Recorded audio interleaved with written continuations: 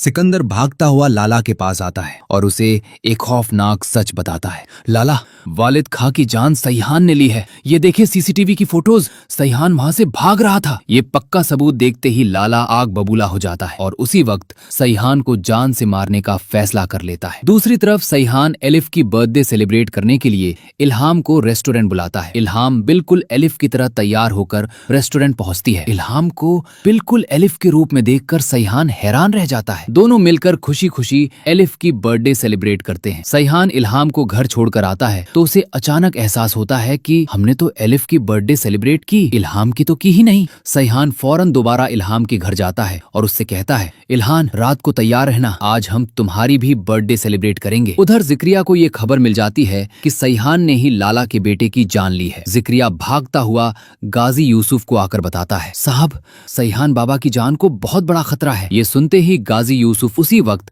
सईहान को कॉल करता है और गुस्से से कहता है, बेटा अभी फौरन घर आओ, मुझे तुमसे बहुत जरूरी बात करनी है। सईहान जैसे ही घर पहुंचता है गाजी यूसुफ उस पे चिल्लाता है, तुम्हें क्या लगा था हमें कभी पता नहीं चलेगा? तुमने लाला के बेटे की जान ली है। ये खौफनाक इल्जाम सुनकर सईहान के होश उड़ जाते हैं और वो घबरा कर कहता है, बाबा मुझे इस चीज का बिल्कुल नहीं पता। रात को सईहान इल्हाम को लेकर एक शानदार रेस्टोरेंट में जाता है, लेकिन पीछे से लाला को ये खबर मिल जाती है कि सईहान रेस्टोरेंट में अकेला बैठा है। रेस्टोरेंट में सईहान इल्हाम का हाथ पकड़कर अपनी मोहब्बत का इजहार कर रहा होता है। इल्हान, मैं तुमसे बेपनाह मोहब्बत करता हूँ। अचानक लाला अपने गुंडों के साथ वहां पहुंच जाता है और बिना कुछ सोचे सईहान पर सीधी गोली चला देता है। गोली सीधा सईहान के सीने में लगती है और वो खून में लथपथ जमीन पर गिर जाता है। ये खौफनाक मंजर देखकर इल्हाम के होश उड़ जाते हैं। वो चीखती हुई सईहान को फौरन हॉस्पिटल लेकर भागती है। गाजी यूसुफ को जब ये खबर मिलती है कि लाला ने सईहान को गोली मार दी है तो उसके होश उड़ जाते हैं। वो बदहवास होकर हॉस्पिटल पहुंचता है। डॉक्टर बाहर आकर बताते हैं कि